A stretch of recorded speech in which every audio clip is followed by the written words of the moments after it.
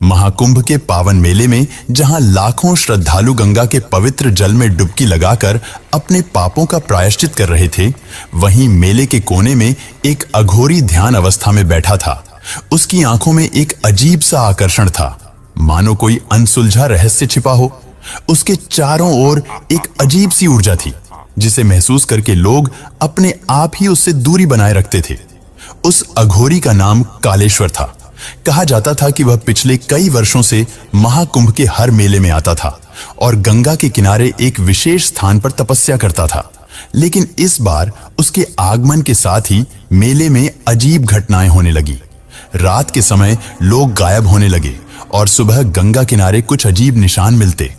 लोगों के बीच यह चर्चा फैलने लगी कि यह सब कालेश्वर की तपस्या का परिणाम है।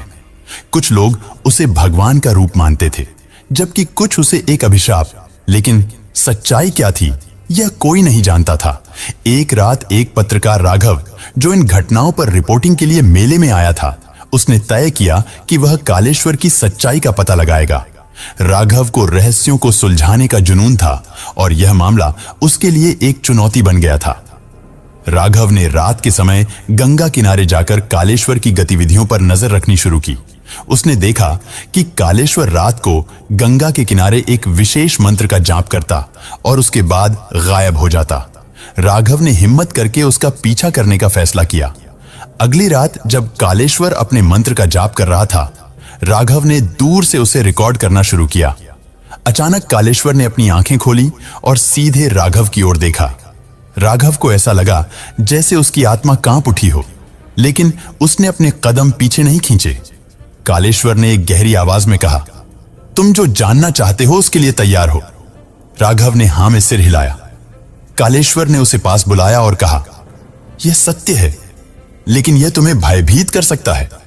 राघव ने साहस जुटाकर पूछा, आप कौन हैं और यह सब क्या हो रहा है? कालेश्वर ने एक लंबी सांस ली और कहा, मैं वह हूं जो संसार के अंधेरे रहस्यों का रक्षक हूं। यह मेला केवल भक्ति का स्थान नहीं है, बल्कि यहां ऐसी शक्तियां भी इकट्ठा होती हैं जो इस दुनिया के लिए खतरा बन सकती हैं। मैं उन्हें रोकने के लिए यहां हूं, लेकिन हर बार कोई ना कोई इन शक्तियों को जगाने की कोशिश करता है। राघव ने हैरानी से पूछा, तो यह गायब होने वाली घटनाएं? कालेश्वर ने गंभीरता से कहा, यह उन शक्तियों का प्रभाव है। कोई उन्हें जागृत करने की कोशिश कर रहा है और अगर वह सफल हुआ तो इस दुनिया में अराजकता फैल जाएगी। राघव ने तय किया कि वह इस रहस्य को सुलझाए और कालेश्वर के साथ मिलकर काम करेगा। लेकिन जैसे जैसे वह गहराई में गया, उसे पता चला कि यह मामला केवल एक साधारण रहस्य नहीं था, बल्कि इसमें उसकी अपनी जिंदगी भी दांव पर थी। अगले कुछ दिनों में राघव और कालेश्वर ने मिलकर उन घटनाओं की तहकीकात की। उन्हें पता चला कि मेले के भीतर ही कुछ लोग गुप्त रूप से उन शक्तियों को जागृत करने का प्रयास कर रहे थे। एक रात जब वे उन लोगों का सामना करने पहुंचे, तो एक भयंकर मुठभेड़ हुई। कालेश्वर ने अपने मंत्रों और तांत्रिक शक्तियों का उपयोग करके उन दुष्ट ताकतों को रोकने की कोशिश की, लेकिन वह लड़ाई इतनी आसान नहीं थी। कालेश्वर उन शक्तियों को समाप्त नहीं कर सके, पर कुछ वक्त के लिए उन्हें वहां से खदेड़ दिया। कालेश्वर ने राघव से कहा, अब यह दुष्ट शक्तियां काली गांव जाएंगी और वहां इन्हें एक अघोरी के दर्शन, और वह अघोरी कोई आम अघोरी नहीं, वह तो स्वयं महादेव है, जिसके दर्शन के बाद ये दुष्ट आत्माएं मुक्त हो जाएंगी। तो आइए अब आपको काली गांव लिए चलते हैं और देखते हैं वहां क्या घटित हो रहा है। अमावस्या की रात थी। पूरा जंगल सन्नाटे में डूबा हुआ था और सिर्फ झींगुर की आवाजें सुनाई दे रही थीं। इस घने जंगल के बीचों बीच एक छोटा सा गांव था, जिसे लोग काली गांव के नाम से जानते थे। इस गांव के आसपास की कहानियां हमेशा रहस्यमयी रही थीं, लेकिन इनमें से सबसे डरावनी और रोमांचक कहानी थी अघोरी साधु की। काली गांव के लोग कहते थे कि जंगल के भीतर नदी के पास एक खंडहर में एक अघोरी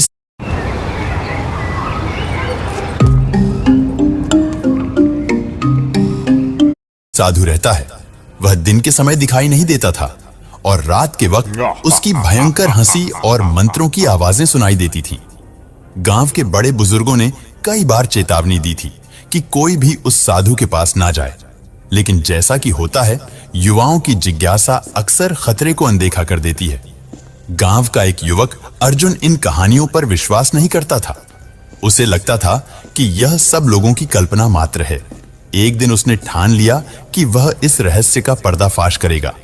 अगली अमावस्या की रात अर्जुन ने अपनी मशाल और एक छुरा लेकर जंगल की ओर कदम बढ़ाए। उसकी हर कदम पर सूखी पत्तियां चरमरा रही थीं और रात की ठंडी हवा उसके शरीर में सिहरन पैदा कर रही थी। जैसे ही वह खंडहर के पास पहुंचा, उसे चारों ओर अजीब सी खामोशी महसूस हुई। खंडहर का दृश्य भयावह था, टूटी फूटी दीवारें और चारों तरफ अंधेरा। तभी अर्जुन ने देखा कि एक कोने में आग जल रही है। आग की रोशनी में एक काली आकृति बैठी थी। वह साधु था। उसकी आंखें लाल अंगारों की तरह चमक रही थीं और उसके चारों ओर नर मुंड रखे हुए थे। अर्जुन की हिम्मत जवाब देने लगी, लेकिन उसने खुद को संभाला। अर्जुन ने हिम्मत जुटाकर साधु से पूछा, आप कौन हैं और यहां क्या कर रहे हैं? साधु ने धीरे से अपनी आंखें खोली और मुस्कुराते हुए कहा, जो जानने आए हो वह जानने की ताकत रखते हो। अर्जुन ने अपनी हिम्मत बनाए रखते हुए जवाब दिया, मुझे किसी से डर नहीं लगता। साधु ने ठहाका लगाया और कहा, अगर ऐसा है तो यह देखो। उसने अपने हाथ उठाए और हवा में कुछ फेंका। तभी अचानक अर्जुन को ऐसा लगा जैसे वह किसी और ही दुनिया में पहुंच गया हो। चारों ओर अंधकार, भूतियां, आकृतियां और अजीब। अर्जुन का शरीर कांपने लगा। साधु ने कहा, तुम्हारी जिज्ञासा तुम्हें यहां लाई है, लेकिन अब तुम्हारे पास दो रास्ते हैं। या तो मेरे इस रहस्य को समझो और इसका हिस्सा बनो, या फिर कभी वापस ना जाने की कसम खाओ। अर्जुन ने डरते डरते पूछा, यह सब क्या है? साधु ने बताया कि वह एक साधारण व्यक्ति नहीं है। वह उन आत्माओं के साथ रहता है जिन्हें समाज ने ठुकरा दिया है। उसका काम उन आत्माओं को मुक्ति देना है, लेकिन इसके लिए उसे ऐसे व्यक्ति की जरूरत थी जो अंधकार को सह सके। अर्जुन को समझ नहीं आ रहा था कि वह क्या करें। वह वहां से भागना चाहता था, लेकिन उसके पैर जैसे जमीन से चिपक गए थे। तभी साधु ने उसे एक त्रिशूल दिया और कहा, यह तुम्हारे भाग्य का फैसला करेगा। अगर तुम इस त्रिशूल को उठा सकते हो तो तुम इस रहस्य का हिस्सा बनोगे, अगर नहीं तो यहां से सुरक्षित वापस जाने की आशा मत रखना। अर्जुन ने डरते हुए त्रिशूल की ओर हाथ बढ़ाया। जैसे ही उसने त्रिशूल को छुआ, उसे लगा कि कोई जबरदस्त ऊर्जा उसके अंदर समा रही है। उसने त्रिशूल को उठाने की कोशिश की, लेकिन वह असफल रहा। तभी साधु हंसते हुए गायब हो गया और अर्जुन बेहोश होकर गिर पड़ा। सुबह गांव के लोगों ने अर्जुन को जंगल के बाहर बेहोश पाया। जब वह होश में आया तो उसने पूरी घटना बताई, लेकिन उसके हाथ में साधु का दिया हुआ त्रिशूल अब भी था। अर्जुन ने धीरे धीरे समझ लिया कि साधु की शक्ति साधारण नहीं थी। उसने त्रिशूल को घर के मंदिर में रखा, लेकिन हर रात उसे अजीब अजीब आवाजें सुनाई देती थीं। वह जानता था कि साधु ने उसे कुछ ऐसा सौंपा है जिसे वह अनदेखा नहीं कर सकता। कुछ महीनों बाद अर्जुन ने गांव के बुजुर्गों से बात की। उन्होंने उसे बताया कि यह साधु कोई और नहीं बल्कि महाकाल के उपासक थे, जो आत्माओं को मोक्ष प्रदान करने के लिए अघोरी साधना करते थे। लेकिन उनके बारे में यह भी कहा जाता था कि जो उनके रहस्य में दखल देता है वह कभी सामान्य जीवन नहीं जी सकता। अर्जुन ने ठान लिया कि वह इस रहस्य को पूरी तरह समझेगा। उसने अपनी जिंदगी साधु की शिक्षाओं और उस त्रिशूल की शक्ति को जानने में लगा दी। वह जंगल में जाता, खंडहर में ध्यान करता और साधु की भूतियां हंसी को सुनने की कोशिश करता। धीरे धीरे उसे एहसास हुआ कि वह अब खुद अघोरी साधना की ओर खींच रहा है। कहते हैं कि कई सालों बाद अर्जुन पूरी तरह से बदल चुका था। वह अब गांव में किसी से बात नहीं करता था। उसकी आंखों में वही लाल चमक थी जो कभी साधु की आंखों में थी। लोग कहते हैं कि अब अर्जुन ही अघोरी साधु बन चुका है और वह उसी खंडहर में रहने लगा है। कालीगांव के लोग आज भी अमावस्या की रात जंगल की ओर जाने से डरते हैं। उन्हें लगता है कि अब अर्जुन ही अघोरी साधु के रूप में वहां बस चुका है और जो भी उसके रहस्य को जानने जाएगा वह कभी लौटकर नहीं आएगा। यह कहानी आज भी कालीगांव के हर घर में सुनाई जाती है। ये एक चेतावनी है, एक रहस्य और एक डरावनी सच्चाई जो शायद कभी सुलझ नहीं पाएगी। तो अगर आप हमारे चैनल को पहली बार देख रहे हैं तो वीडियो को सब्सक्राइब करें, लाइक करें और शेयर करना ना भूलें दोस्तों, ताकि आपको सत्यता पर आधारित समाचार वीडियो हम आपको उपलब्ध कराते रहें।